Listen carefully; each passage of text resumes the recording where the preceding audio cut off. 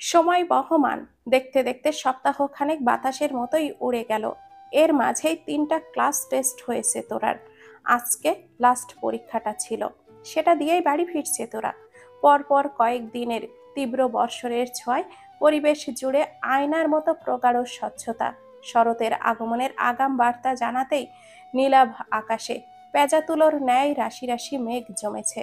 নাম না জানা কিচিরমিচির পাখির কলরব মুখর সুরে পরিস্ফুটিত কলধ্বনি। বরাবরের ন্যায় ব্যাগটা 2 হাতে জড়িয়ে রেখে হাঁটছে তোরা। হঠাৎ পেছন থেকে ক্লান্ত স্বরের মেয়েলি ডাক শুনলে তৎক্ষণাৎই পিছু ফিরে তাকালো। বিষণ্ণ ধরা চোখে অবসাদ মেলে তাকিয়ে আছে আগন্তুক তোরার দিকে।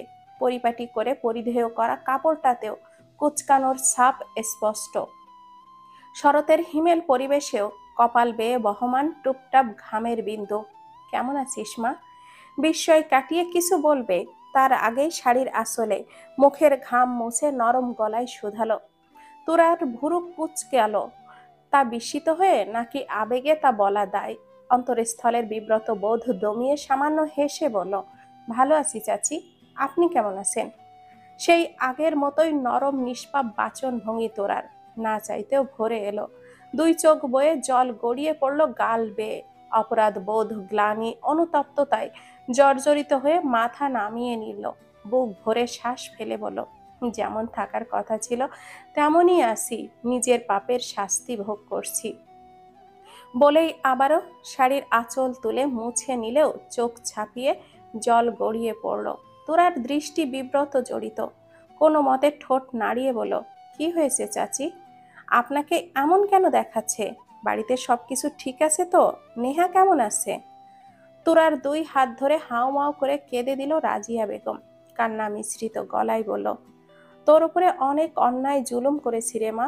যে সময় তোর মাতৃস্নেহের দরকার ছিল সেই সময় তোকে লাঞ্ছিত করে দূরে সরিয়ে দিয়েছিলাম। তোর হকের জিনিস থেকেও তোকে বঞ্চিত করেছিলাম।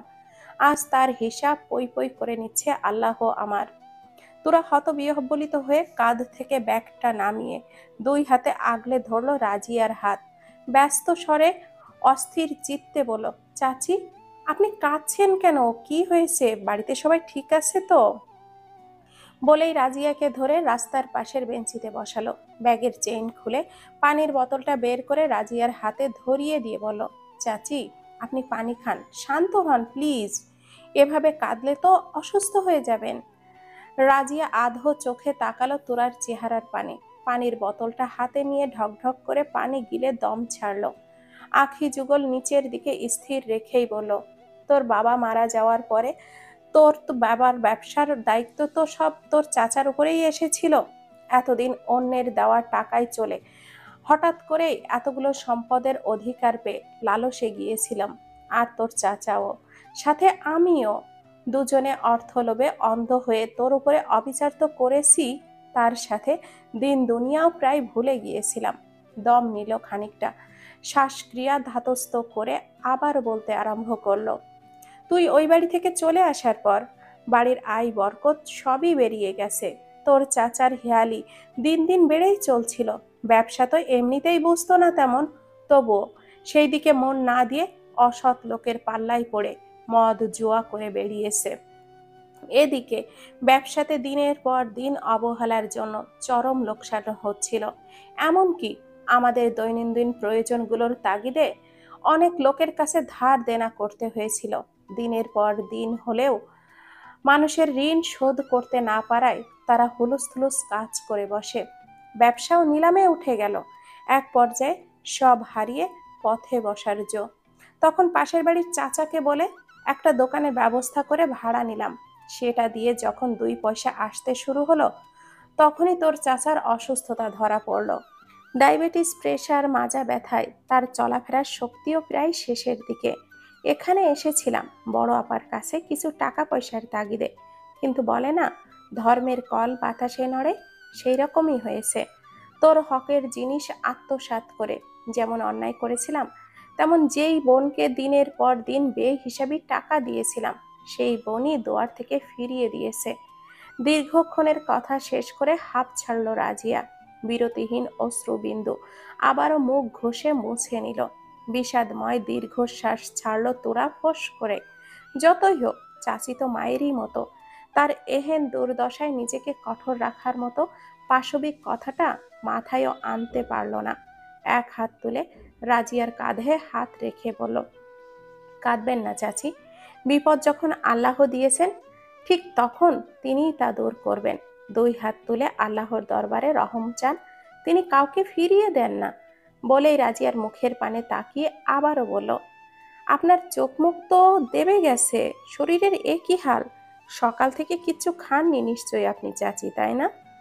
তোরার চিন্তা বৃত্ত ছড়ানো কথায় মুখ তুলে দুই চোখ মেলে তাকালো রাজিয়া। ফর্সা গালের গড়নের উজ্জ্বলতা আরো বেড়েছে, কানের সোনার দুলগুলো ঝকঝক করছে, পরনের দামি জামা আর পরিপাটি বেশভূষা তোরার সৌন্দর্য আরো ত্বরান্বিত করেছে।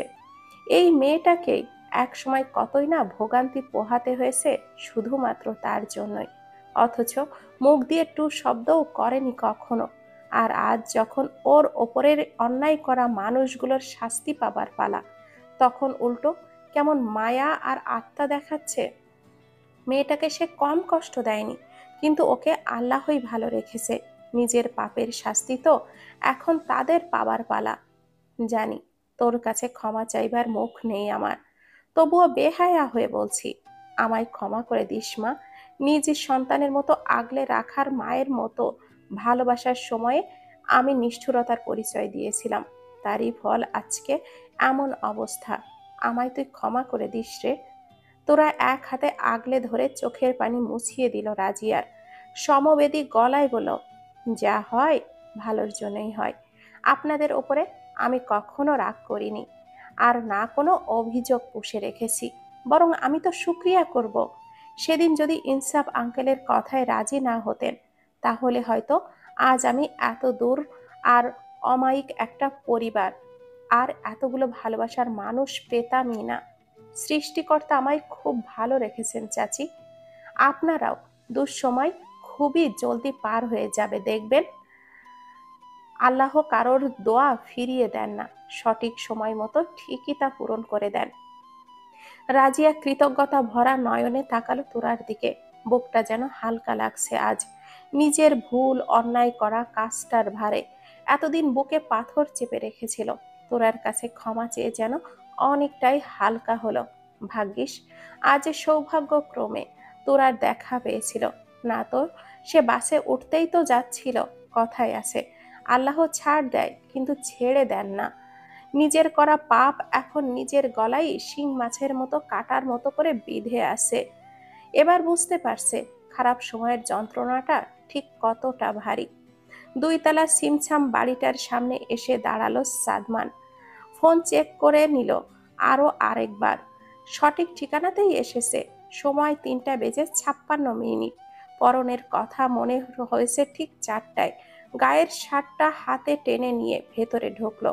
গেটের সামনে যেতেই দারোয়ান জিজ্ঞাসা করলো, আপনি কে? কাকে চাই? সাদমান জড়তা সুলভ ভাবেই বলল, আমি সাদমান, এই বাড়িতে আমাকে টিউশনের জন্য ডাকা হয়েছে। ওই যে কি যেন নামটা? নিজেই বিড়বিড়িয়ে বলল শেষের কথাটা।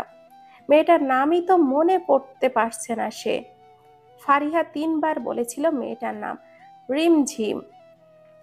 দারোয়ানের কথায় প্রশস্ত হাসলো সাদমান, ললাট স্ফীত করে বলল, হ্যাঁ হ্যাঁ রিমঝিম, হ্যাঁ ওকেই তো পড়াতে এসেছি। এটা ওরই তো বাড়ি তাই না? খানিক বিব্রত হয়ে জিজ্ঞাসা করলো সাদমান। দারোয়ান মৃদু হেসে সম্মানের সঙ্গে বলল, জি স্যার, এটা রিমঝিম আপাদেরই বাড়ি। আপনি যান, ভেতরে গিয়ে সিঁড়ি বেয়ে উঠলেই ওনাদের ঘরের দরজা দেখতে পাবেন। সাদমান জবাবে আরো প্রশস্ত হাসলো। দারোয়ানকে ধন্যবাদ জানিয়ে এগিয়ে গেল ভেতরের দিকে। সিঁড়ি বেয়ে উঠে দরজার সামনে দাঁড়িয়ে কলিং বেল চেপে চাপ দিতেই মিনিট খানেকের মধ্যেই দরজা খুলে গেল। সাদমান ভদ্রতা সুলভ হেসে বলল, আসসালামু আলাইকুম, আমি সাদমান, ঝুমঝুমকে পড়াতে এসেছি। ভদ্র মহিলা সালামের উত্তর দিলেও পরেক্ষণে কিছু একটা ভেবে দ্বিধাদ্বন্দ্বিত ভরা চোখে বলল, কিন্তু এই বাড়িতে তো ঝুমঝুম নামের কেউ নেই। এবার সাদমান পড়ল বিপাকে। এ বাড়িতে এই নামে কেউ নেই? তাহলে কি ফারিহা ভুল ঠিকানা দিল? আর দারোয়ানও কি মিথ্যা বলল? এক মিনিট, তুমি কি রিমঝিমের কথা বলছো? হ্যাঁ হ্যাঁ, জি, রিমঝিমের কথা বলছি। সরি, আসলে নামটা আমি ভুলে ফেলেছিলাম। অপরাধীর ন্যায় লজ্জিত হয়ে বলল সাদমান। ভদ্র মহিলা বিস্তর হাসল, সবিনয়ে গলায় বলল, ওসব ব্যাপার না, তুমি ভেতরে আসো। সাদমান অপ্রস্তুত হেসে ভেতরে ঢুকলো। কি একটা লজ্জাজনক পরিস্থিতি! প্রথম দিন এসেই ছাত্রীর নাম ভুল করে ফেলল। গার্জিয়ান কি ভাববে? কেমন স্যার, যে স্টুডেন্টের নামই মনে রাখতে পারে না, আবার পড়াবে কি? অনবরত টিভির চ্যানেল চেঞ্জ করছে তোরা, কোনো কিছুই ভালো লাগছে না। কিছুক্ষণ আগেই তাহমিনা খাইয়ে দিয়ে গেছে, খাবার খাওয়ার সাথে সাথেই ঘুমাতে পারে না তোরা, তাই ড্রয়িং রুমে বসেই আছে টিভির সামনে। দুপুরে রাজিয়া বেগমকে নিজের সাথে করেই এনেছিল তোরা, সে আসতে না চাইলেও এক প্রকার জোর করেই এনেছে। রাজিয়াকে দেখে শুরুতে তহমিনা মুখ কালো করে রাখলেও তোরার জোরাজুরিতে আর পারেনি। আর সবটা শোনার পরে তার মনটাও কেমন যেন গলে গেছে। যতই হোক, ইমতিয়াজ তারই ছোট ভাই। তোফায়েল আর তহমিনার ছোট হচ্ছে ইমতিয়াজ। 3 ভাই বোন, গলায় গলায় সম্পর্ক ছিল। হুট করে কি হলো, ইমতিয়াজটা যেন পথচ্যুত হয়ে গেল। তোফায়েল বেঁচে থাকতে সবটা সামলে রাখলেও ওর মৃত্যুর পর আরও এলোমেলো হয়ে গেছে সব। তবে যাই হোক, মনে মনে খানিকটা দমলেও মুখে প্রকাশ করেনি তাহমিনা। যতই হোক, তোরাকে নিজের মেয়ের মতোই ভালোবাসে সে। তাকে কষ্ট দেওয়ার মানুষগুলোকে এত সহজে কিছুতেই ক্ষমা করবে না সে। থপ করে রিমোট চেপে টিভিটা বন্ধ করে দিল। ধীর পায়ে হেঁটে ঘরের ভেতরে আসলো। দরজাটা লাগিয়ে আয়নার সামনে দাঁড়ালো। কাজলটা তুলে আরো একটা দাগ দিল। এই দিয়ে মোটা 9, মোট 9টা হলো। আহান তো বলেছিল 10 মিনিটের ভেতরে কাজ হয়ে যেতে পারে। নিভু নিভু আশা জাগলো মনে তোরার। রোজ রাতেই ওর মনে হয় এই বুঝি কালই চলে আসবে আহান। আবারও তোরা বজ্জাত জল্লাদ বলে ঝগড়া করতে পারবে। আবারও আহান চেঁচিয়ে বলবে, তোরা তোমার এই আজাইরা বিড়ালটাকে সরাও। আবারও তোরা ভূতের ভয়ে বাহানায় জায়গা করে নিবে আহানের বক্ষস্থলে। 9 দিন তো হয়েইছে, আর তেমন কি? তবে এই 9 দিনে যথেষ্ট আহানের অনুপস্থিতিতে তোরার ভেতরটা সারখার করে দিতে, বুকের ভেতরে শূন্যতায় খা খা করা আমানিশার অনুভূতি দিতে, সাজানো গোছানো আবেগ আসক্তিগুলোকে ঝড়ের মতো এলোমেলো করে দিতে। সেদিনের পর আর আহানের সাথে ফোনে কথা হয়নি আর, শুধু মাঝে একদিন মেসেজ করেছিল।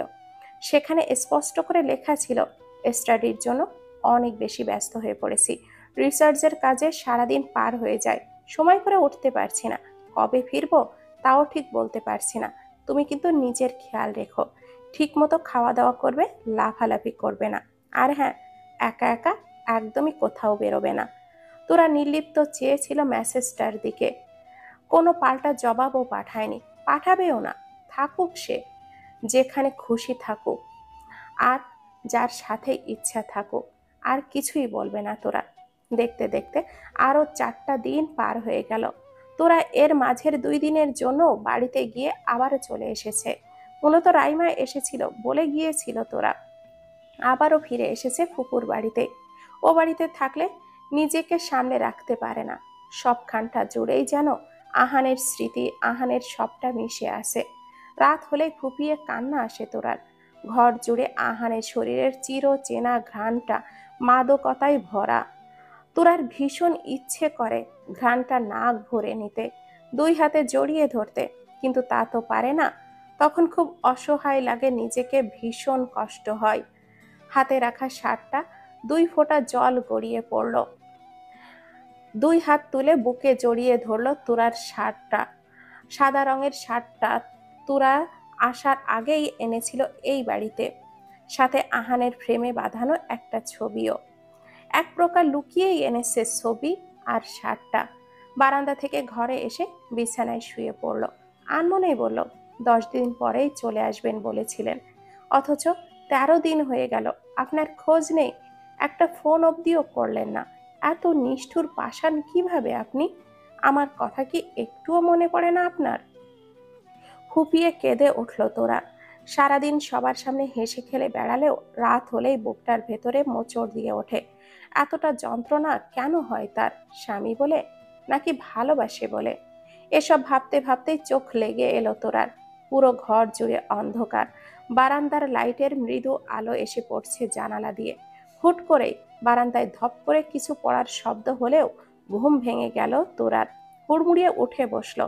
ধাতস্থ হয়ে বারান্দার দিকে তাকাতেই দেখলো লাইটটা বন্ধ। একটু আগেও তো জ্বলছিল লাইটটা, এখন নিভে গেল কি করে? কারেন্টও তো যায়নি। শির দ্বারা বেয়ে ঠান্ডা স্রোত বয়ে গেল তোরার। সেদিনের বীভৎস দৃশ্যটা আবারও ভেসে উঠল স্মৃতির দৃশ্যপটে। শুকনো ঢোক গিলে গলার ঘাম মুছে নিল। আস্তে করে বিছানা থেকে পাটা নামালো। ভয়ে হাঁটুতেও শক্তি পাচ্ছে না দাঁড়ানোর। কোনো মতে অন্ধকার হাতড়িয়ে বারান্দার দিকে এগিয়ে গেল। রাস্তার সোডিয়াম লাইটের আলোতে হালকা ঝাপসা বারান্দাটা স্পষ্ট বোঝা যাচ্ছে। হুট করে কালো একটা ছায়া দেখে লোমকূপ তিরতির করে উঠল তোরার। ভয়ে গলা শুকিয়ে কাঠ। ঝাপসা আলোতে স্পষ্ট একটা অবয়বের নড়াচড়া দেখতে পারছে সে। ব্যাপারটা আরেকটু কাছ থেকে দেখার অদম্য ইচ্ছে হলো। ভয়টাকে গোগ্রাসে গিলে সাবধানী পায়ে এগিয়ে গেল। দরজাটা এক হাতে ধরে মাথা এগিয়ে কিছু দেখতে যাবে, তার আগে তুরাকে পেছন ঘুরিয়ে মুখ চেপে ধরল শক্তপোক্ত একটা হাত। ছটফট করতে শুরু করলো তোরা। বলিষ্ঠ হাতের চাপে দম বন্ধ হবার জোগাড়। গায়ের সর্বোচ্চ শক্তি লাগিয়ে এক চুলও নড়তে পারল না হাতের অবস্থান। এবার তোরার ভীষণ রাগ হতে লাগলো। পেয়েছেটা কি? প্রত্যেকবার এসে তোরাকে হেনস্থা করবে? কিছুতেই না। ওই দিন তো রাস্তা বলে পালিয়েছে তোরা, আজ কিছুতেই হার মানবে না সে। হাতের ওপরে সজোরে একটা কামড় বসিয়ে দিল। মৃদু আর্তনাদে শোনা গেল। হাতটা মুখ থেকে সামান্য আলগা হতেই তোরা সরে আসতে গেলে আবারও চেপে ধরল। তোরা ছটপটিয়ে হাত পা আছড়ালো। এক হাতের কনুই দিয়ে পেছনের দিকে ভীষণ জোরে আঘাত করলেই অন্ধকারের মাঝে আহ করে ছোট্ট আর্তনাদ স্পষ্ট ঢুকলো তোরার কানে।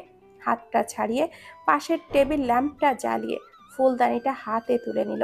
ইতর অমানুষ নির্লজ্জ লুচ্চার বংশধর, তোকে আজ কুচি কুচি করে ফেলবো। কত বড় সাহস!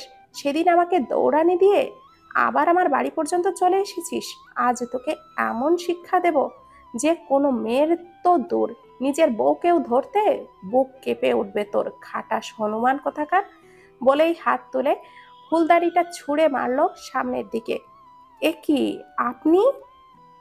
এক হাত মাথায় চেপে ধরে দাঁড়িয়ে আছে আহান। তোরা ভূত দেখার মতো করে চমকিত দৃষ্টিতে তাকিয়ে আছে। অভিব্যক্তি হতবিহ্বলতার শীর্ষে। দুই তিনবার চোখের পলক ঝাপটালো। না, স্বপ্ন তো দেখছে না। তাহলে আহান? আহান এখানে? এক পা করে এগিয়ে গেলে আহান চাপা স্বরে ধমকে বলল, চেঁচামেচি বন্ধ করো স্টুপিড, জেগে যাবে তো সবাই। তোরা চমকে উঠে ফুলদানিটা রেখে দিল। শুকিয়ে আসা চোখে মুখে এগিয়ে আহানের কাছে গিয়ে বলল, আপনার কি খুব লেগেছে? আহান স্থূল দৃষ্টিতে তাকালো। এর জবাবে কি বলা উচিত তার? ফুলদানি দিয়ে মাথা ফাটিয়ে এখন বলছে আপনার কি খুব লেগেছে? এক হাতে মাথাটা ডোলে তোরার দিকে তাকিয়ে বলল, সারা রাত কি এখানেই দাঁড় করিয়ে রাখবে, নাকি চাচ্ছ আমি চলে যাব? মুখ ফুলিয়ে সরে দাঁড়ালো তোরা। এবার আহানের ওপর আরো রাগ হচ্ছে। চোর হলে তো পিটিয়ে রাগটা কমানো যেত। নিজের স্বামী চোরটাকে কি আর কি করে পেটাবে সে? এমনিতেই তো ফুলদানি দিয়ে একটা বাড়ি বসিয়ে দিয়েছে কপাল বরাবর। যদিও খুব একটা জোরে লাগেনি, কিন্তু কমও তো আর লাগেনি। আহান ঘরের ভেতরে এগিয়ে গেলে তোরা সুইচটা টিপে বড় লাইটগুলো জ্বালিয়ে দিল। আহান কপাল থেকে হাতটা সরাতেই বৃহত্তাকার ফোলা জায়গাটা চক্ষুগোচর হলো তোরার। আঘাতটা বেশ জোরেই লেগেছে, যার দরুন তাৎক্ষণিকভাবেই লালচে চিহ্নও বসে গেছে। তোমাকে আমি ভোলা ফালা ভেবেছিলাম, তুমি তো সাংঘাতিক মেয়ে। আজ আমার মাথার খুলি উড়িয়ে দিতে। শেষে কাল খবরের কাগজে বড় বড় হেডলাইন উঠত, বউকে সারপ্রাইজ দিতে এসে নিজেই নিহত হলো প্রফেসর ইরফান মাহমুদ আহান। আহানের কথায় তোরার রাগ তিরতির করে বেড়ে উঠল। একে তো লোকটা চোরের মতো এসে ভয় পাইয়ে দিয়েছে, এখন আবার আবল তাবল বকছে। তোরা গাল ফুলিয়ে বলল, তো রাত বিরাতে বারান্দায় চোরের মতো এসে দাঁড়িয়ে থাকলে কি আমি বরণডালা সাজিয়ে স্বাগত করব? করলে আপত্তি করতাম না। আফটার অল স্বামী হই তোমার। স্বামী হই তোমার বলেই আহানকে মুখ ভেঙচিয়ে এগিয়ে গেল। দুই হাত মজার রেখে বলল, আপনি না বিদেশে ছিলেন, এত রাত করে কিভাবে আসলেন? তাও আবার চোরের মতো বারান্দা টপকিয়েছেন কেন? আহান কপাল থেকে হাতটা নামিয়ে বিছানার কাছে এগিয়ে গিয়ে বসল। ধূসর বর্ণের শার্টের ওপরের একটা বোতাম খুলতে খুলতে বলল, পুরো 22 ঘন্টা জার্নি করে নিউ ইয়র্ক থেকে ফিরে দেশে পা রেখে বাড়িতে না গিয়েই সোজা চলে আসলাম এখানে এত রাতে, যাতে কেউ টেরও না পায়। তাই বারান্দা বেয়ে উঠলাম, কিন্তু বাদরটাকে দেখতে এসে নিজেই তকমা খেয়ে গেলাম একেবারে। এই কয়দিনেই দোষী হয়েছে পুরো। আর চোখে চেয়ে বলল, পকেট থেকে ফোনটা বের করে খাটের উপরে রাখলো। তোরা আহানের কপালের দিকে তাকালে আঘাতের দাগটা দেখে ভীষণ খারাপ লাগছে। শেষে কিনা তার জন্য এতটা ব্যথা পেতে হলো লোকটার, কিন্তু সে তো আর জেনে বুঝে করেনি। আহানের কথার যথার্থ মর্মার্থ বুঝে অপরাধীর মতো মুখ করে এগিয়ে আহানের পাশে বসে হাত তুলে আহানের কপালে দাগ হওয়া জায়গাটাতে নরম আঙ্গুল বুলিয়ে দিয়ে ধরা গলায় বলল, খুব লেগেছে? ক্লান্ত পরিশ্রান্ত নয়নে নিষ্পলক চেয়ে রইল আহান তোরার আদরে মুখখানার দিকে। নিমিষেই সুদীর্ঘ সময়ের ক্লান্তি অবসাদ মিলিয়ে গেল, বুকের ভেতরে শীতলতায় ছেয়ে গেল। এই মুখটা দেখার জন্যই তো এসেছে সে, সুদূর পথ পাড়ি দিয়ে, বিশ্রাম বা শরীরের পরোয়া না করে, বাড়ির কাউকে না জানিয়ে এত রাতে সোজা এয়ারপোর্ট থেকে এখানে এসেছে। মৃদু হাসল আহান, রুক্ষ সূক্ষ্ম পুরো ঠোঁট সামান্য প্রসারিত হলো। কপালের ওপরে অবস্থানরত তোরার ছোট্ট হাতটা নিজের হাতের মুঠোয় ধরে বলল, এখন আর লাগছে না, তবে তুমি চাইলে পুরোপুরি সারিয়ে দিতে পারো ব্যথাটা। তোরা কৌতূহলী হয়ে চাইল সে ব্যথা সারিয়ে দিতে পারে। আগ্রহী স্বরে ঝিলিক দিয়ে বলো, সত্যি? কি করলে সেরে যাবে বলুন, আমি এক্ষুনি সারিয়ে দিব। মুঠোতে পুরে রাখা হাতের আঙ্গুল নিজের বলিষ্ঠ হাতের আঙ্গুলের ভাঁজে চেপে ধরল আহান। ধিমি গলায় সামান্য ফিসফিসানির মতো করে বলল, তোমার নরম ঠোঁট দুটি যদি এখানে ছুঁয়ে দাও তাহলেই সব ব্যথা সেরে যাবে। কথার সাথে গভীর চোখের চাহনি দিয়ে তোরার ঠোঁটের দিকে ইশারা করলো আহান। বিদ্যুতের ঝলকানির ন্যায় ঝিলিক দিয়ে উঠল তোরার সারা শরীর। আহানের কথায় যেন কোনো মাদকতা মেশানো ছিল, যা তোরার শরীরে নেশার মতো অসারতা ধরিয়ে দিল। চট করে ঢোক গিল বার দুয়েক। কপট রাগ দেখিয়ে বলল, সিসি, মুখের কি ভাষা, বিদেশ থেকে অসভ্যতা শিখে এসেছে।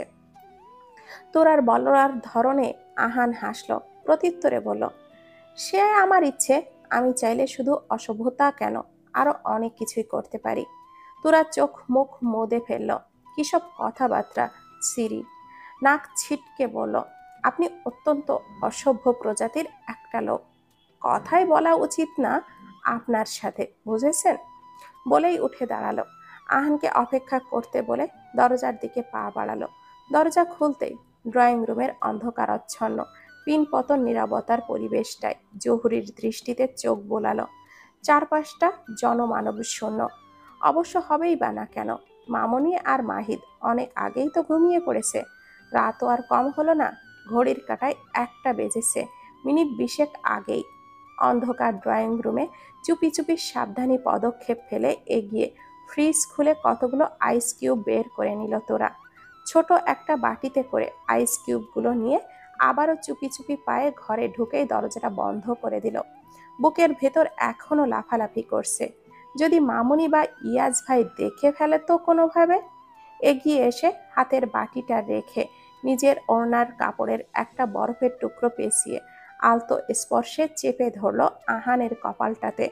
ব্যথায় টনটনে জায়গাটাতে বরফের অত্যাধিক শীতল স্পর্শে নড়ে চড়ে উঠল আহান। ব্যথায় চোখ খিচিয়ে নিল। তোরার ভীষণ খারাপ লাগলো আহানের এমন অবস্থা দেখে। অনুতপ্ততায় ভেতরটা মশড়ে উঠল। তোরার ছোট করে রাখা শুকনো মুখের দিকে অপলক তাকালো আহান। তোরার নির্বিঘ্ন চেহারা দেখে তার কারণটাও আন্দাজ করতে অসুবিধা হলো না।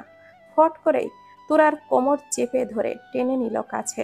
তোরা হকচকিয়ে উঠিয়ে অপ্রস্তুত গলায় বলল, কি করছেন, ছাড়ুন। ছাড়ার জন্য তো আর ধরিনি, চুপচাপ নিজের কাজ করো। তোরা বরফ লাগানোতে মনোযোগ দিতে গেলেও পারল না। মুছড়ামুছড়ি করতে গেলে বরফ গলার পানি ছিটকে পড়ল আহানের শার্টে, ভিজে গেল অর্ধেকাংশ। তবুও আহান ওভাবেই স্থির রইল। পুরুষালী স্পর্শ কোমরে আষ্ঠে পৃষ্ঠে জড়িয়ে থাকায় নিঃসাড় হয়ে আসছে শরীর।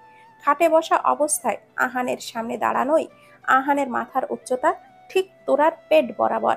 গায়ে ভ্রম ধরানো অতি সূক্ষ্মাতি সূক্ষ্ম নিঃশ্বাসের ধার তীরের মতো বিঁধে যাচ্ছে তোরার পেট, নাভি আর তার আশেপাশে। কাপা কাপা হাতে কোনো মতে বরফ লাগিয়ে ছিটকে সরে এলো। বিপরীতে মুখ করে জোরে জোরে নিঃশ্বাস ছাড়লো নিজেকে শান্ত করার প্রচেষ্টায়। হাতের বাটিটা টেবিলের উপরে রেখে পেছনে ঘুরতেই চোখ ছানা বড়া হবার উপক্রম। দুই হাতে চোখ ঢেকে চড়চড়ে গলায় বলল, এই এই, আপনি শার্ট খুলছেন কেন? আহান শার্টের বোতামে হাত চালিয়ে আর চোখে তাকালো তোরার দিকে। মন্থর গলায় বলল, ভিজে গেছে তো শার্ট। আপনি প্লিজ শার্ট খুলবেন না, ওভাবেই থাকুন। আহান এখনো ঘাড় কাত করে তাকিয়ে আছে তোরার দিকে। বাঁকা হেসে এগিয়ে গেল তোরার সামনে। কাছাকাছি এসে দাঁড়িয়ে বলল, হাত সরাও, তাকাও আমার দিকে। তবুও তোরা দুই চোখের ওপরে ঠেসে ধরে রইল হাত। আহান ওর হাত দুটো তুলে চোখ থেকে তোরার হাতটা সরিয়ে দিল। তোরা চোখ খিচিয়ে বন্ধ করে রাখলে। আহান আবারও একই গলায় বলল, আমার দিকে তাকাও তোরা। তোরা ঘাড় নামিয়ে নিল। কিছুতেই তাকানো যাবে না তা দেখে আহান পিছেল গলায় বলল, আমি শার্ট খুললেই উল্টাপাল্টা চিন্তা করো কেন, হ্যাঁ? দিন দিন সেমলেস হচ্ছ তোরা রানী। ফট করে চোখ খুলে তাকালো তোরা, কড়া চাহনি দিয়ে বলল, উল্টাপাল্টা চিন্তা মানে? মানে এই যে আমাকে এভাবে শার্টলেস দেখলেই তোমার মনের ভুলভাল চিন্তা ভাবনা আসে, নিজেকে কন্ট্রোল করতে পারো না, তাই তো চোখটা ঢেকে নাও। আহানের কথার প্রেক্ষিতে কিছুই মুখে আসলো না তোরার। আমতা আমতা করে চুপ করেই রইল। তোরার অপ্রস্তুত অবস্থা দেখে আহান ঠোঁট কামড়ে হাসি আটকে দূরে সরে গেল। আধ খোলা বোতামগুলো ছাড়িয়ে শার্টটা পুরোপুরি খুলে ফেলল। লজ্জায় অপ্রতিবতায় তোরার গাল লাল হয়ে আসলো। চোখ তুলে তাকাতেই পারছে না। না, দুই হাতে জামা খামছে ঠাই দাঁড়িয়ে রইল। আহান তোরার লজ্জা বিমূঢ়তা আরো বাড়িয়ে বলল, ওখানে দাঁড়িয়ে আমাকে স্ক্যান করা বন্ধ করো। আমার তো লজ্জা শরম আছে নাকি? এভাবে নিশুতি রাতে যদি একটা মেয়ে এভাবে বেহায়াদের মতো তাকিয়ে চোখ দিয়ে গিলে খায়, তাহলে আমার মতো নিরীহ পুরুষের কি করা উচিত? তোরা পারছে না মাটি ফাঁক করে ঢুকে পড়তে। লোকটা এত বজ্জাত। শুকিয়ে আসা ঠোঁট জিহবা দিয়ে ভিজিয়ে কড়া গলায় বলল, সি, বিদেশের হাওয়া গায়ে লেগেই এই অবস্থা আপনার, যা নয় তাই বলে যাচ্ছেন। আহান বিছানায় আধ শোয়া হয়ে বলল, বিদেশের হাওয়া ইচ্ছে করে গায়ে লাগিয়েছি, বউ তো বাচ্চা। আমিও ভদ্র হয়ে থাকলে বংশ এগোবে কি করে? তাই একটু আধটু অসভ্য হলে ক্ষতি নেই। আমি বাচ্চা? কোন দিক থেকে বাচ্চা মনে হয় আমাকে?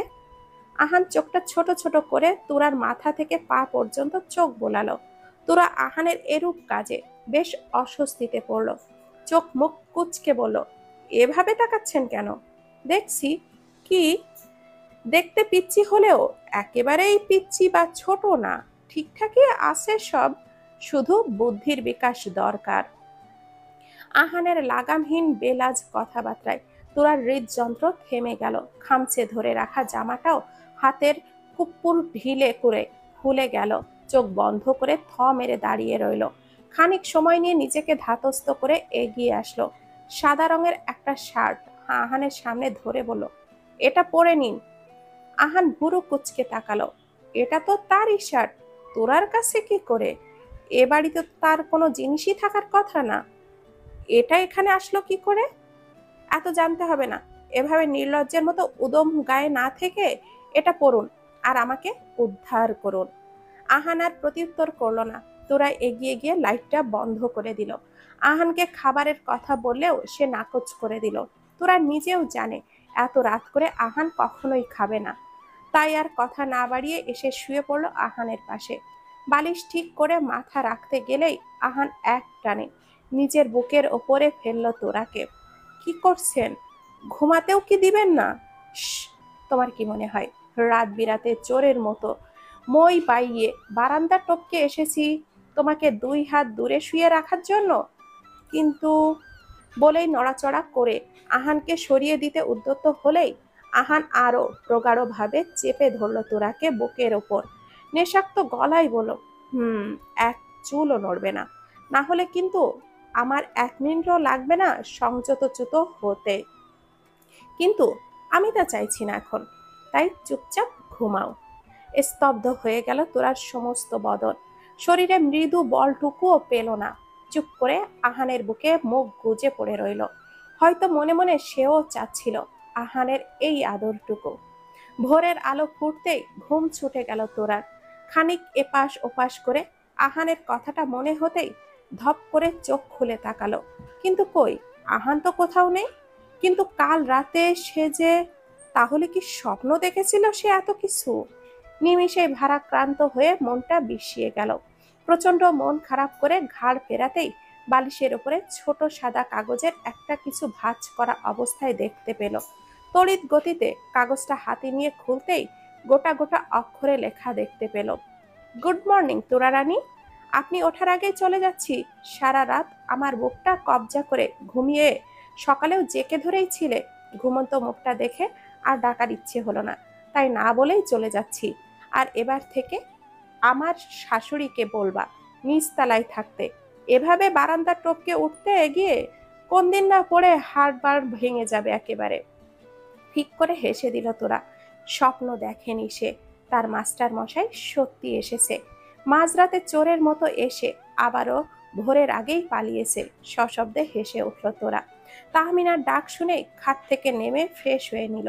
নাস্তা সেরে রেডি হয়ে ভার্সিটির উদ্দেশ্যে বেরিয়ে পড়ল। যথাসময়ে ভার্সিটিতে এসে ক্লাসে ঢুকলো হাসি মুখে।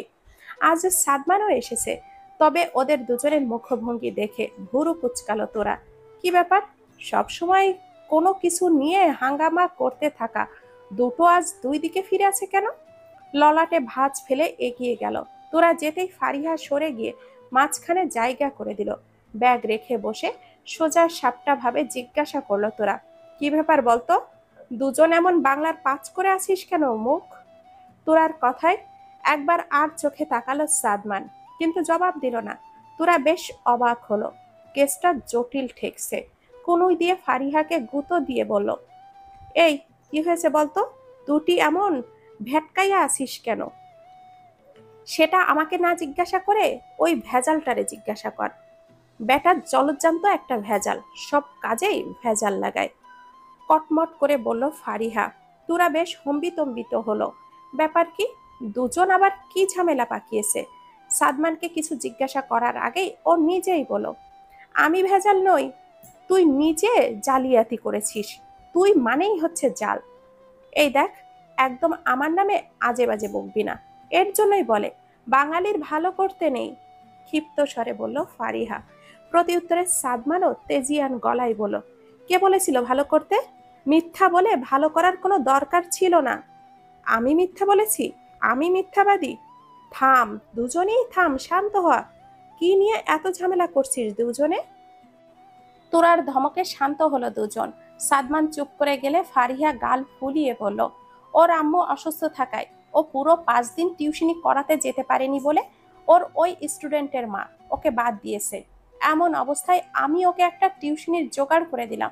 ওই আমাকে ধন্যবাদ বলবে তা না, উল্টো আমাকেই কথা শোনাচ্ছে। ফারিহার কথা পুরোটা শুনে তোরা সাদমানকে কিছু জিজ্ঞাসা করবে, তার আগেই ও নিজে থেকেই বলে উঠল, কিন্তু ও আমাকে বলেনি যে স্টুডেন্ট ওর নিজেরই বোন। আমি কাল পড়াতে গিয়ে দেখি ও স্টুডেন্টের বাসায় বসে আছে। পরে এসে জিজ্ঞাসা করলে বলল যে ঝুমঝুম ওরই চাস্তো বোন।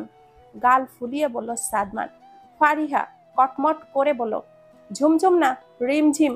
কে কার বোন, কোনটা কার বাড়ি, সে নিয়ে মাথা না ঘামিয়ে স্টুডেন্টের নামটা মনে রাখ, তাতেই লাভ। বলে মুখ ভ্যাংচালো ফারিহা। এবার বুঝলো তোরা সবটা। ফারিহা সাহায্য করতে গিয়ে ওর নিজের চাস্তো বোনকে পড়াতেই সাদমানকে ঠিক করেছে। অন্যদিকে সাদমানের মতো ব্যক্তিত্বের মানুষ নিজের বান্ধবীর বাড়িতে টিউশনি করাবে, এটাও তার কাছে লজ্জাজনক। দুজনের কথা শুনে তুরা বলল, তো এখন তুমি কি চাও সাদমান? তুমি কি রিমঝিমকে পড়াতে চাও না?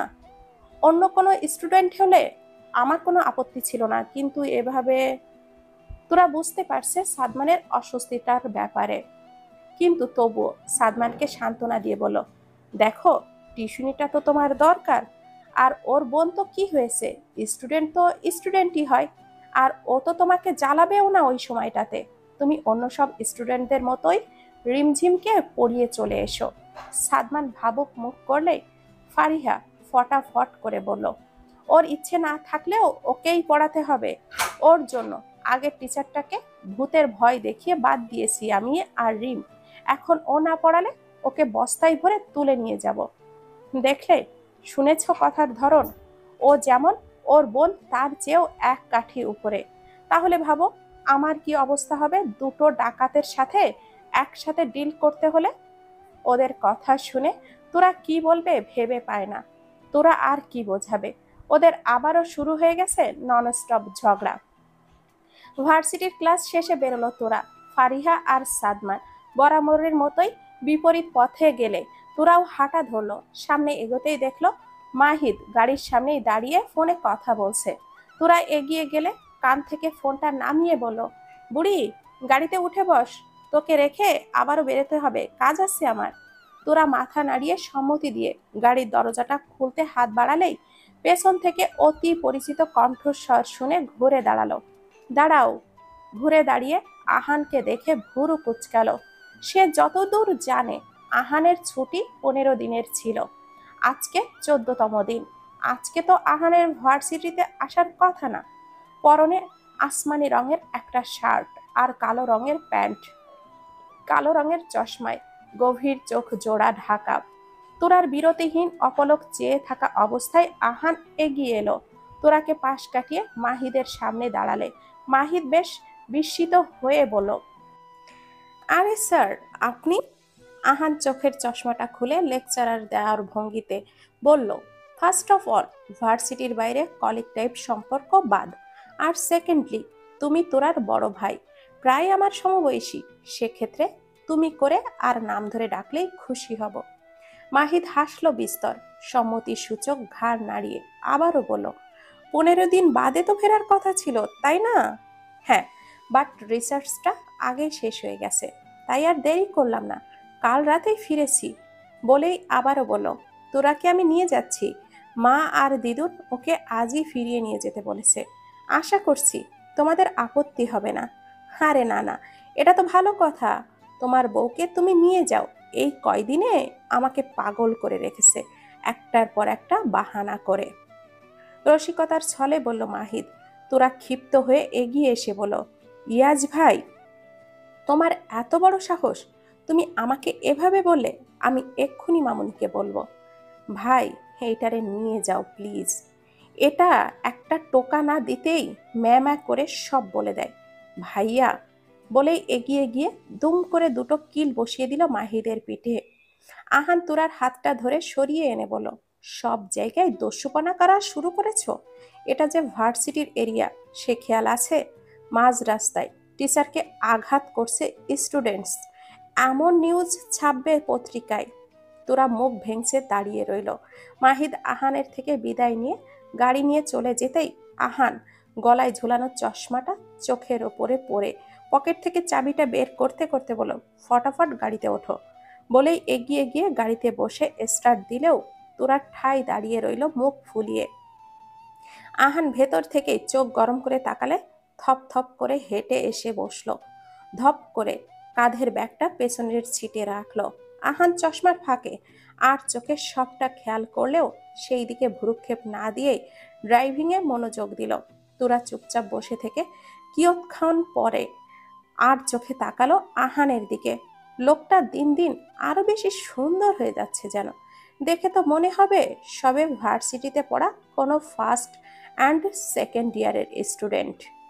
তোরার চোখে আহানকে একটি বেশি রকম সুন্দর লাগছে, ফারিহার ভাষায় ক্রাশ করার মতো। আকাশি রঙের শার্টটার হাতাটা কনুই পর্যন্ত পরিপাটি করে ভাঁজ করে রাখা, বুকের কাছে দুটো বোতাম খোলা রাখা অবস্থায় শুভ্র বুকটা স্পষ্ট দেখা যাচ্ছে। নিচের ঠোঁট দুটো কামড়ে রেখে স্টিয়ারিং ঘুরিয়ে গাড়ি চালাচ্ছে আহান, দৃষ্টি স্থির সামনের দিকে, যেন দুনিয়াতে সে গাড়ি আর রাস্তা ছাড়া আর কিছুই দেখতে পারছে না। তোরা অপলক চেয়ে থাকতেই মনে হলো এত সুন্দর তার স্বামীটা। না জানি কত মেয়েরা নজর দেয়, ভার্সিটির মেয়েরাই তো চোখ দিয়ে গিলে খায় আহানকে, দেখলেই হা করে তাকিয়ে থাকে। হুট করেই খুব রাগ হলো তোরার। এখানে যখন মেয়েগুলো এভাবে তাকিয়ে থাকে, তাহলে বিদেশে গিয়েও নিশ্চয় মেয়েরা তাকিয়েছিল। আর বিদেশের মেয়েগুলো তো ছ্যাঁচড়া স্বভাবেরও হয়, কিসব ছোট ছোট জামা কাপড় পরে থাকে, পুরুষ মানুষের গায়ে ঢলে ঢলে পড়ে ন্যাকা করে। ভাবতেই রাগে মাথাটা দপদপ করে উঠল তোরার, মেজাজটা তুঙ্গে চড়ে গেল। আহান ঘাড় কাত করে তোরার দিকে তাকিয়ে আবারও গাড়ি চালাতে চালাতে বলো, কি সমস্যা? মুখটা এমন প্যাঁচার মতো করে রেখেছো কেন? তোরা কটমট চোখে তাকালো, রাশভারী গলায় বলো, হ্যাঁ আমি তো পেঁচাই, বিদেশের ধলা চামড়াগুলোকে দেখে এসে আমাকে তো পেঁচাই লাগবে। হোয়াট ননসেন্স, কি যাতা বলছো? যাতা নয়, ঠিকই বলছি। তাই তো 10 দিনের জায়গায় 13 দিন থেকেছেন সেখানে। আহান চোখ বাঁকিয়ে তুরার মুখের দিকে তাকিয়ে বলল, তোমাকে কে বলল 10 দিন থাকার কথা ছিল? আন্দাজে পকপক করা বন্ধ করো। তোরার রাগ তিরতির করে বেড়ে গেল। শুধু শুধুই এখন তার মেজাজটা খারাপ আরো বেশি হচ্ছে যেন। আহানের দিকে আঙ্গুল উঁচিয়ে বলল, একদম মিথ্যা বলবেন না। আপনি বলেছিলেন না 10 দিন থেকে 15 দিন লাগলো কিভাবে বলেন আপনি? তো আমি কি বলেছি 10 দিনেই হয়ে যাবে? ওটার ডিউরেশন 10 থেকে 15 দিন ছিল, এর মাঝে যে কোনো দিনই শেষ হতে পারত। না বোঝে না যা তাই বলছো তুমি কিন্তু, স্টুপিড কোথাকার। গমগমে গলায় বলল আহান। তোরা খানিক থ মেরে তাকিয়ে থাকলো, তারপর বলল, হ্যাঁ হ্যাঁ আমি তো স্টুপিড, গাধা, আরো কত কিছু। তাই তো আমাকে পছন্দ হয় না, হওয়াও লাগবে না। ওই পেতনিগুলোকেই পছন্দ করুন গিয়ে। আহান বিরক্তিকর চোখে তাকালো। এই মেয়ের মাথার কি তার সবগুলোই গেছে? কি সব বলছে! এক হাতে গাড়ির স্টিয়ারিং ঘোরাতে ঘোরাতে আরেক হাতে তোরার ফুলিয়ে রাখা মুখটা নিজের দিকে ঘুরিয়ে ব্যস্ত স্বরে আহান বলল, কি হয়েছে বলো তো? শুধু শুধু এমন ঝগড়া কেন করছো? ঝামটা দিয়ে হাতটা সরিয়ে দিল আহানের, ছলো ছলো নয়নে বলল, আমি তো শুধু শুধুই ঝগড়া করি, আমি তো ভালোই না। তাই তো আমাকে কারো সহ্য হয় না, আমার কথা মনেও হয় না, ভালোবাসে না। বলতে বলতেই চোখ ছাপিয়ে জল গড়িয়ে পড়ল। আহান হতভম্ব হয়ে গাড়ির ব্রেক কষে থামালো।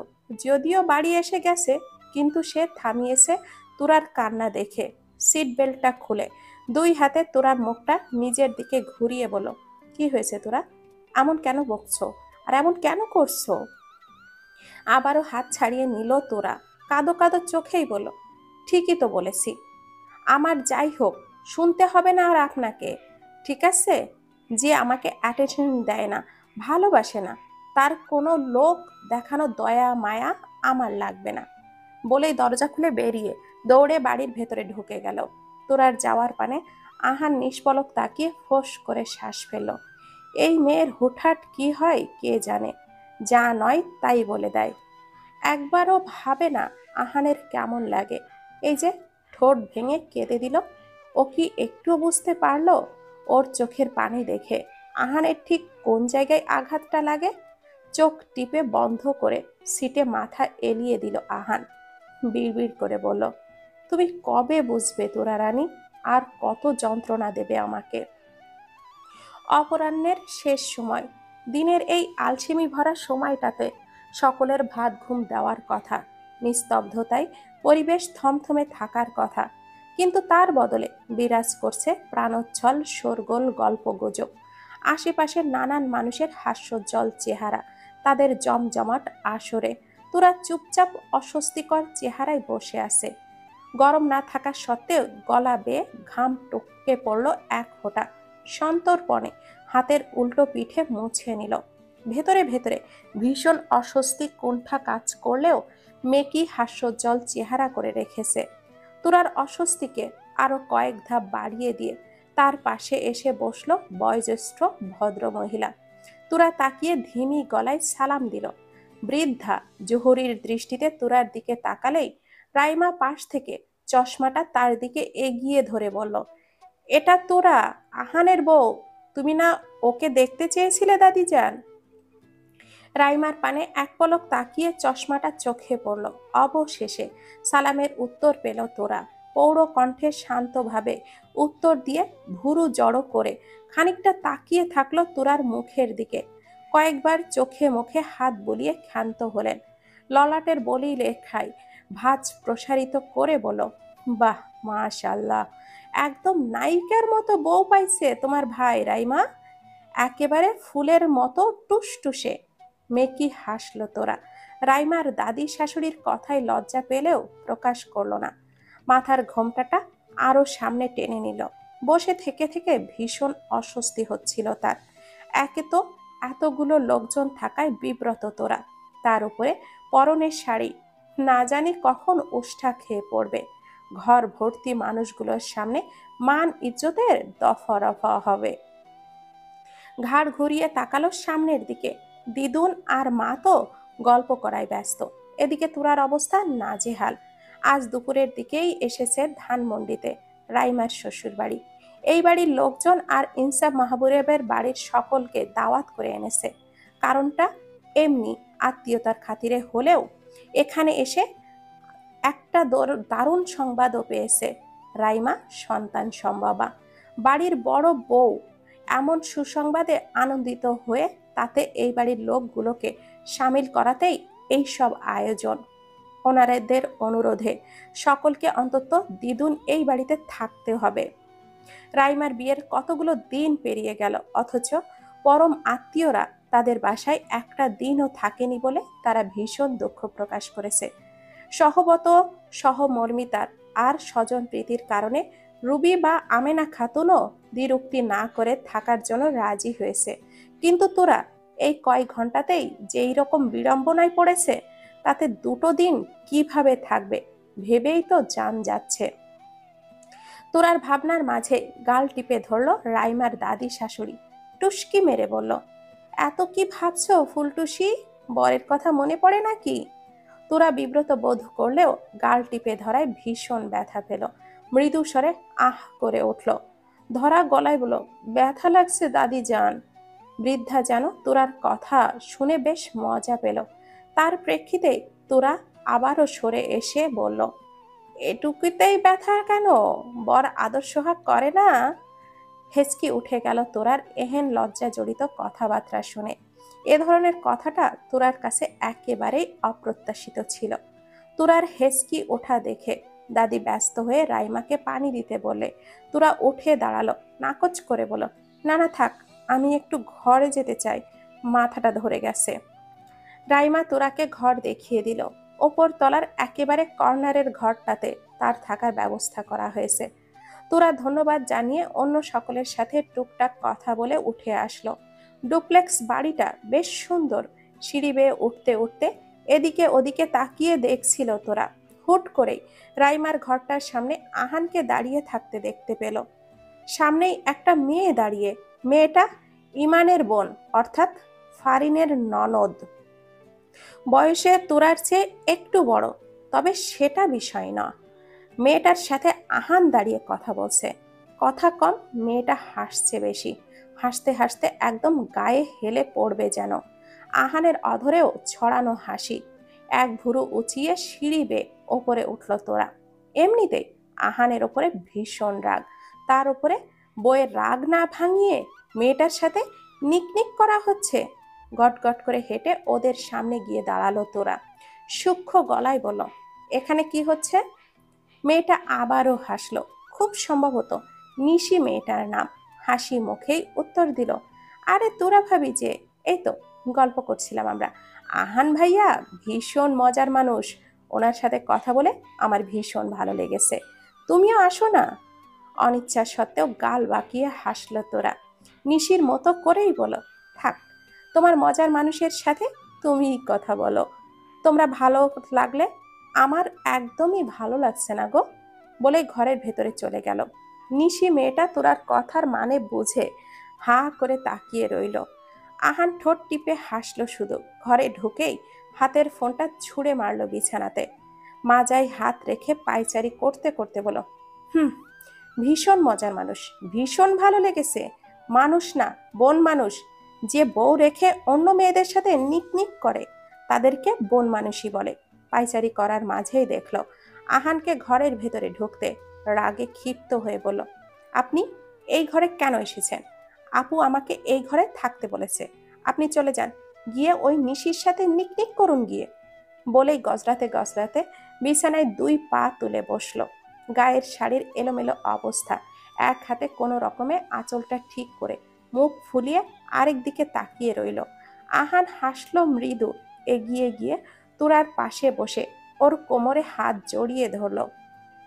কানের কাছে মুখ এনে বলল, তোমার সব কিছুতেই তো আমার তোরা রানী, শুধু তোমার থাকার ঘর কেন, তুমি, তোমার ঠোঁট, গাল, গলা, বুক, পেট সব আমার।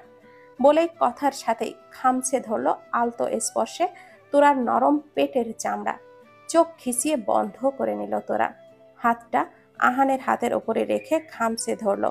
জমে গেছে সারা শরীর। না চাইতেও হেসে ফেলল সামান্য। নাসান্দ্রে টেনে জোরে জোরে নিঃশ্বাস নিল। আহান তোরাকে ছেড়ে উঠে দাঁড়ালো। মৃদু হেসে অসমে চলে যেতেই উঠে দাঁড়ালো তোরা। ঘাট হয়ে গেছে ঘরে এসে। এর চেয়ে দাদির ওসব টুস্কি মারা কথাও ভালো ছিল। সন্ধ্যা পার হয়েছে, সময় প্রায় 7:30। তোরা বসার ঘরে বসে আছে সকলের সাথে। এর মাঝে হুট করে আহান সিঁড়ি বেয়ে নেমে এলো। রুবি খাতুনকে উদ্দেশ্য করে বলল, মা, আমাকে এখনই ফিরতে হবে। ইমানের মা আজমেরি চৌধুরী চায়ের ট্রেটা রাখতে রাখতে বলল, সে কি আহান, তোমার না সকালে সকলেই 2 দিন থাকবে বললে? আজ সম্ভব নয় আন্টি, মা দিদুন থাকুক, আমাকে ফিরতে হবে। ভার্সিটির অথরিটি থেকে ইমেল এসেছে ইম্পর্টেন্ট কাজের, ওইটা আমাকে শেষ করতেই হবে। ল্যাপটপটা বাড়িতে রেখে এসেছি। আহানের কথার দ্বিরুক্তি আর করল না কেউ, কারণ আহানকে যে এখন আর রাখতে পারবে না সেটা সবাই জানে। সকলের সাথে কথা বলে আহান ওপরে যাওয়ার জন্য উদ্যত হলে তোরাকে উদ্দেশ্য করে বলল, উপরে এসো তোরা, বলেই চলে গেল। তোরা এখনো দ্বিধাদ্বন্দ্বিত দৃষ্টিতে চেয়ে আছে। ওর থ মেরে বসে থাকার মাঝেই ইমানের দাদি আবারও বলল, আহান তো দেখি বউ ছাড়া থাকতেই পারে না। যাও গো ফুলটুসি, তোমার বর তোমাকে রেখে যাবে না। লজ্জায় কান গরম হয়ে এলো তোরার। সমস্ত রাগটা গিয়ে পড়লো আহানের উপর। কি দরকার ছিল এভাবে সবার সামনে ডাকার? ইদানিং লোকটা মাত্রাতিরিক্ত অসভ্য হয়ে গেছে। সবখানেই তোরা তোরা করা লাগবে, তাই না? কোনো রকমে রুবিকে বলেই উঠে এলো তোরা। ঘরে এসে দেখলো আহান আয়নার সামনে দাঁড়িয়ে শার্টের বোতাম লাগাচ্ছে। আপনি আমাকে ওভাবে সবার সামনে ডাকলেন কেন? রেডি হও, এক্ষুনি বেরোবো। হাতা গোছাতে গোছাতে বলল আহান। তোরা ফট করেই বলল, আমি কেন রেডি হব? আপনার কাজ আছে, আপনি যান, আমি মা আর দিদুনের সাথেই যাব। তোমার সব কিছু যেমন আমার, আমার সব কিছু তোমার, তাই আমি যেখানে তুমিও সেখানে। বলে ফোন আর মানিব্যাগ পকেটে ভরে নিল। আয়নার সামনে দাঁড়িয়ে চুলে আঙ্গুল চালিয়ে ব্রাশ করে তোরার হাতটা ধরে হাঁটা ধরল। আরে কি করছেন, ছাড়ুন, আমাকে রেডি তো হতে দিন। লাগবে না, বলে সিঁড়ি বেয়ে নেমে এলো। তোরা মুখটা কাচুমাচু করে আহানের পেছনে দাঁড়িয়ে আছে। সকলের সামনে দাঁড়াতেও লজ্জা লাগছে এখন। কোন কুক্ষণে যে এই নির্লজ্জ উগান্ডাকে বিয়ে করতে গিয়েছিল সেটা ভেবেই এখন নিজের মাথা নিজেরই ফাটাতে মন চাচ্ছে। কিন্তু তাতে আহানের কি? সে স্বাভাবিকভাবেই সকলের থেকে বিদায় নিয়ে আবারও তোরার হাতটা ধরে বাইরে নিয়ে এলো। কাউকে কিছু বলতে অবধি পারল না তোরা।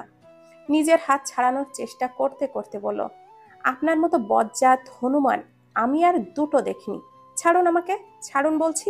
এরকম নির্লজ্জ লোকের সাথে এক ছাদের নিচে আমি কিছুতেই থাকবো না। তবুও আহানের হাত এক চুলও আগালো না। গাড়ির দরজাটা খুলে তোরাকে বসিয়ে নিজেও এসে বসলো।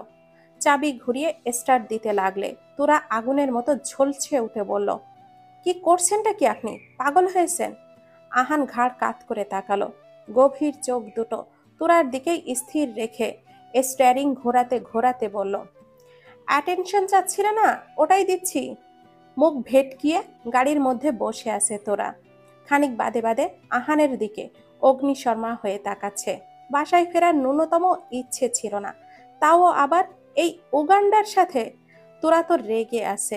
এই লোকটার থেকে দূরে দূরে থাকতে চেয়েছিল, এখন দূরে থাকা তো দূর, এই কুম্ভকর্ণটার সাথে থাকতে হবে। বাড়িতেও তো কেউ নেই, অন্য ঘরে গিয়ে যে থাকবে। তোরার তো আবার ভূতের ভয়। উফ, কি একটা জ্বালা। কিন্তু আহান সম্পূর্ণ মনোযোগী গাড়ি চালানোতে। তোরা হাজারবার বলা সত্ত্বেও নিয়ে এসেছে নিজের সাথে। সে তার কথাই অনড়। তোরার মেজাজ তুঙ্গে চড়ে আসে। এই লোকটাকে একটা শিক্ষা দেওয়া উচিত। ভালোবাসার বেলায় নেই, তাহলে এমন হম্বিতম্বি করা লাগে কেন সব সময়? বাড়িতে ফিরতে ফিরতে রাত 8:30 প্রায়। তোরার মেজাজ তখনও আকাশচুম্বী। গাড়ি থেকে নেমে ধূপধাপ পা ফেলে এগিয়ে গেল। আহান গ্যারেজে গাড়িটা রেখে বাড়ির দরজার সামনে আসলেই দেখলো তোরা মুখটা লটকিয়ে দাঁড়িয়ে আছে। নিচের ঠোঁটটা চেপে ধরে হাসলো আহান। পকেট থেকে চাবিটা বের করে তালাটা খুলে দিতেই তোরা আবারও হাঁটা ধরলো। কেমন ভ্যাপসা গরম পড়েছে, আবহাওয়াটাও থমথমে। গাছগুলো স্থির শটান দাঁড়িয়ে, পাতাগুলোর কোনো নড়চড় নেই। ঢকঢক করে এক গ্লাস পানি খেয়ে নিল তোরা। ধীরে সুস্থে খানিক বসে থেকে উঠে গেল সিঁড়ি বেয়ে। রাইমার ঘরের সামনে দাঁড়িয়ে থ মেরে গেল। এ কি, ঘরটাতে তালা দেওয়া কেন? গরমে ঘেমে সারা শরীর জবজবে হয়ে আছে। ভেবেছিল লম্বা একটা শাওয়ার নিবে। মেজাজটা আরো চড়াও হয়ে গেল। রাগান্বিত হয়ে বড় বড় পা ফেলে আহানের ঘরে গেল। বিছানার ওপরে গায়ের শার্টটা খুলে রাখা ওয়াশরুমের ভেতরেই পানির শব্দ পাওয়া যাচ্ছে। তোরা এগিয়ে গিয়ে ওয়াশরুমের দরজায় ধূপধাপ ধাক্কাতে লাগলো। What rubbish! দরজা ভেঙে ফেলবে নাকি স্টুপিড? আহান চেঁচিয়ে বলল। তোরা মাজায় হাত দিয়ে কটমট করে বলল, রাইমাপুর ঘরে তালা লাগানো কেন? হ্যাঁ, যাওয়ার সময় তো ছিল না, এখন তালা লাগালে কিভাবে? তো সেটা আমি কি করে বলবো? এখান থেকে সরো, আমাকে গোসল করতে দাও। তোরা কিছুক্ষণ পায়চারি করলো, আবারও ওয়াশরুমের দরজা ধাক্কাধাক্কি করে বলল, আমাকে চাবি দিন, আমি ওই ঘরেই থাকবো। কিন্তু ভেতর থেকে কোনো প্রত্যুত্তর এলো না। তোরা আহানের কোনো সাড়া শব্দ না পেয়ে ভুরু কুচকালো। কি ব্যাপার? লোকটার কোনো সাড়া শব্দ পাওয়া যাচ্ছে না কেন? ফিট লেগে গেল নাকি? কিছুক্ষণ ধরে কান পেতে থেকেও কোনো শব্দ শুনতে পেল না দেখে আবারও দরজায় কিল ঘুষি বসিয়ে বলল, আপনি কথা বলছেন না কেন? কি হয়েছে? পড়ে টড়ে গেলেন নাকি? তাহলে কিন্তু আমার কাছে সাহায্য চাইবেন না। আপনার মতো 70 কেজিকে আমি তুলতে পারবো না বলে দিলাম। কি হলো? কথা বলছেন না কেন? আজব! অকালে আমাকে বিধবা বানানোর চেষ্টায় আছেন নাকি? বাকিটা বলার আগেই ধড়াম করে দরজাটা খুলে গেল। তোরা কিছু বুঝে ওঠার আগেই ওকে এক টানে ভেতরে ঢুকিয়ে নিল আহান। সাবানের পানিতে পিছলে পড়তে নিলে এক হাতে কোমর জাপটে ধরে আহান নিজের ভেজা গায়ের সাথে চেপে ধরল তোরাকে। আকস্মিক ঘটনায় তোরা বাকরুদ্ধ হয়ে গেছে। ভীত সন্ত্রস্ত হয়ে আশেপাশে তাকিয়ে নিজের অবস্থানটা উপলব্ধি করে ধাতস্থ হতে মিনিট খানেক লেগে গেল। কিন্তু তার চেয়েও বেশি অপ্রস্তুত হলো আহানকে এই অবস্থায় দেখে। চোখ খিচিয়ে বন্ধ করে অন্যদিকে ঘাড় ঘুরিয়ে বলল, ইয়া খোদা, সি, এমন বেহায়া পুরুষ আমি জীবনে দুটো দেখিনি। এভাবে উদম হয়ে আমার সামনে এসেছেন কেন? ছাড়ুন আমাকে, ভিজে যাচ্ছি আমি। বাহুডোর আলগা হওয়ার বদলে আরো দৃঢ় হলো শক্তপোক্ত হাতের বন্ধন। তোরাকে ধরেই এক পা করে এগিয়ে শাওয়ারের নিচে দাঁড় করালো।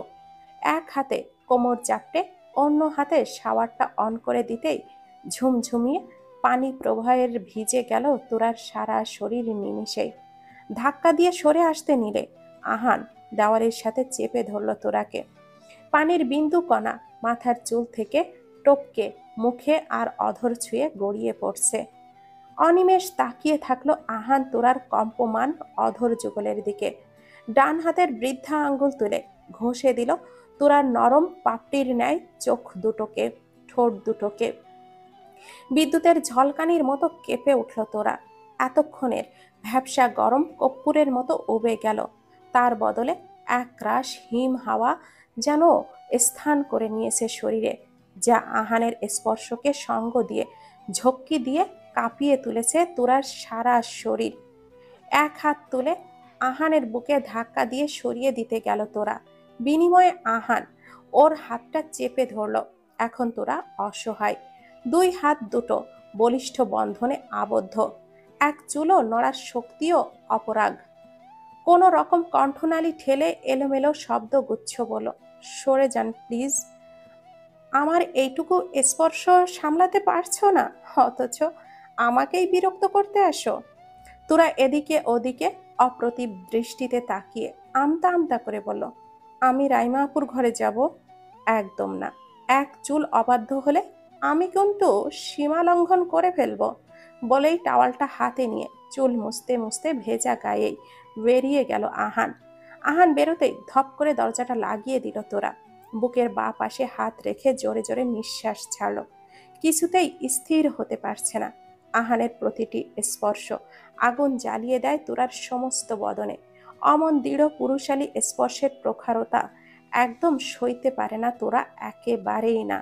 আরো কিছুক্ষণ পানিতে ভিজে শাওয়ারটা অফ করলো, কিন্তু বিপত্তি তো এখানেই ঘটল। পরনের শাড়ি তো পুরোপুরি ভিজে গেছে, আর আসার সময় জামা কাপড়ও তো আনেনি। এখন সে কি পরবে?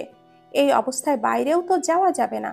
দ্বিধাদ্বন্দ্বিত হতেই কিছুক্ষণ হয়ে দাঁড়িয়ে থেকে চোখ গেল পাশের হ্যাঙ্গারে ঝুলিয়ে রাখা আহানের কালো রঙের শার্টটার দিকে।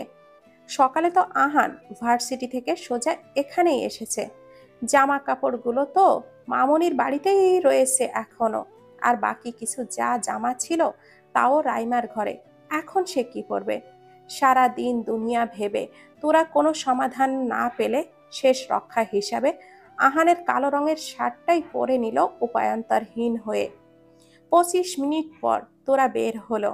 দরজাটা খুলে ঘাড় বের করে দেখলো আহান ঘরে নেই। এই সুযোগেই বেরিয়ে এসে আয়নার সামনে দাঁড়ালো। শার্টটা যে এত ঢিলা হবে সে আগে বোঝেনি।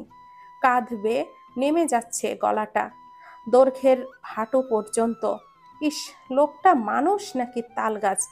একা একাই বিড়বিড়ালো তোরা। এখন তার কোনো উপায়ও নেই। একেই বলে কপাল, যখন খারাপ হয় সব দিক দিয়েই হয়। কই ভেবেছিল আহানকে এড়িয়ে চলবে, ওর থেকে দূরে থাকবে? তা না, এখন ওর সাথে ওর ঘরেই ওরই জামা কাপড় পরে থাকতে হচ্ছে। দুই হাতে পরনের শার্টটা আঁকড়ে ধরল। ধপ করে বিছানায় উঠে কাঁথা মুড়িয়ে শুয়ে পড়ল।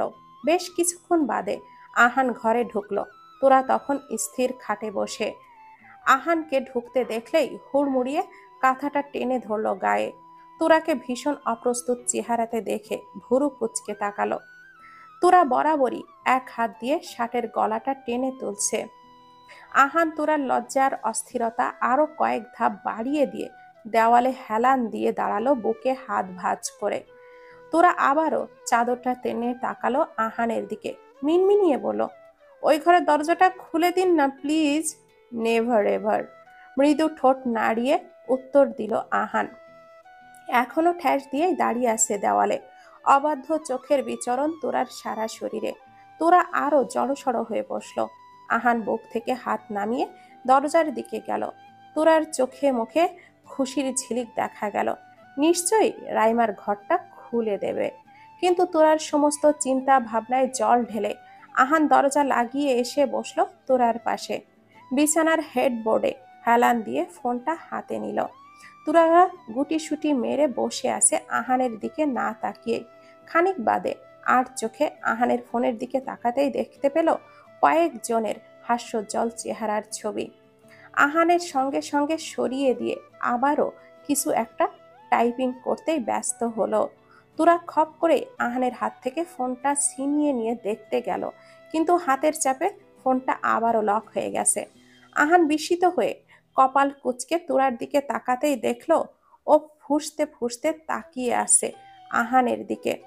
তোরার এহেন অভিব্যক্তি দেখে আহান ঠান্ডা গলায় প্রশ্ন করলো, কি হলো? ফোনটা ছিনিয়ে নিলে কেন? ওটা কিসের ছবি ছিল? হ্যাঁ, কি মনে করেন আমি আমি কিচ্ছু দেখিনি? আমি স্পষ্ট দেখেছি আপনি দুটো ধিঙ্গি মেয়ের সাথে দাঁড়িয়ে দাঁত কেলিয়ে ছবি তুলছেন। আমি দেখতে গেলেই সরিয়ে দিলেন। আহান ললাটে ভাঁজ ফেলে তোরার দিকে তাকালো। ফোনের ইমেলগুলো চেক করছিল। হুট করেই টাচ লেগে গ্যালারিটা অন হলেই ওদের ফ্রেন্ডসদের একটা গ্রুপ ফটো সামনে এসেছিল। সেটা সরিয়েই আবারও ইমেলগুলোর রিপ্লাই দিচ্ছিল আহান। এতে এত ক্ষেপে গেল কেন? তোরা, তুমি ভুল বুঝছো, ব্যাপারটা তেমন না। তেমন না তো কি? হ্যাঁ, আপনি কেন মেয়েদের সাথে দাঁড়িয়ে ছবি তুলেছেন? ঘরে বউ রেখে আপনি এইসব করে বেড়ান, তাই তো? তাই তো। আমাকে আর আপনি ভালোবাসেন না, অ্যাটেনশনও দেন না। আপনি সত্যি একটা চরিত্রহীন, অসভ্য, বেহায়া লোক। তোরার হঠকারিতায় চাদর সরিয়ে হাঁটু গেড়ে বসে আহানের সামনে।